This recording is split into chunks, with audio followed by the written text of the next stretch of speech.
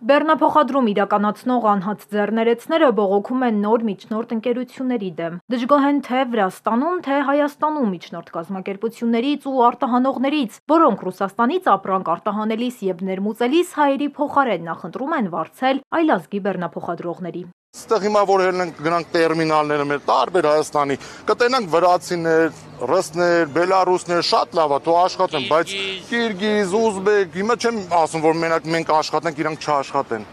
Բայց պետք է ինձ լինի, որ ինչ-որ մի հնարավորություն ստեղծեն, որ մեզ էլ վերաբերեն, մենք էլ աշխատենք, մենք խիստ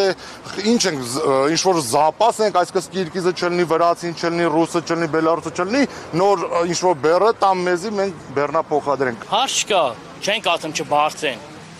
թող բարձեն են դեպքում բարձեն, մի օր գցեն մեր չաթերի մեջ այդ բեռները, տենան չկան որ գցեն ուրիշ ազգի չաթերի մեջ։ Որ սա ասել մենք հասկանում ենք, մենք չենք ասում որ չբարձեն, թող բարձեն, բայց առաջնահերթին թող ընտրեն մեր մեքենաներին։ Իրենց նպատակն ակցիայի մասնակիցներն ասում են այն է, որ գոնե մի քիչ ուշադրություն դարձնեն հայերին, չանտեսեն։ Մեկ տարի է այս վիճակն է։ Ասում են, այնպես չէ, որ իրենց գնային քաղաքականությունն է մեղավոր, նույն գինն են առաջարկում, ինչ դրսի բեռնափոխադրողները։ Առաջ էր, որ այլ երկրների բեռնափոխադրողները կարողանում էին ավելի ցածր գին առաջարկել։ Իրաց դատարկ մեքենաները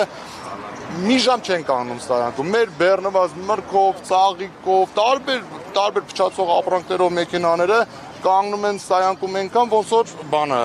դատարկ ավտոների նման կանգնած լինեն, ոչ մի առավելություն չկա։ Այս ընթացքում հանդիպել են պատասխանատուների հետ, էլ դուր չի մնացել, որ չթակեն, բայց ապարդյուն։ Ասել են լուծում կտանք, բայց սայլը տեղից չի շարժվում։ Հիմա էլ եկել են կառավարության շենքի մոտ ու Փաշինյանի հետ են ցանկանում հանդիպել։ Համոզված են վարչապետը կլսի իրենք էլ կհասկանան խնդիրը կլուծվի, թե ոչ։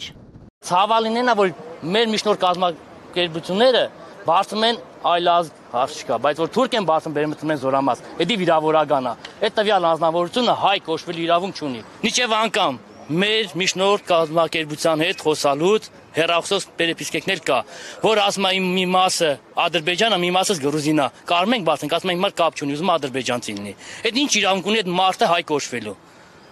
Ու այդ ոլորտում աշխատելու։ Ակցիայի մասնակիցները նաև բողոքում են, որ հենց գալիս է մրգի սեզոնը, գները միանգամից իջնում են։ Իրենց պետք է, որ ֆիքսված արժեք լինի։ Պետությունը մատների արանքով է նայում խնդրին, տեղյակ չեն ոլորտից, վստահեցրին կառավարության շենքի մոտ հավաքվածները եւ իշխանությանը 3 օր ժամանակ տվեցին խնդիրը լուծելու համար։ Լենա Կարապետյան, Էպիկենտրոն։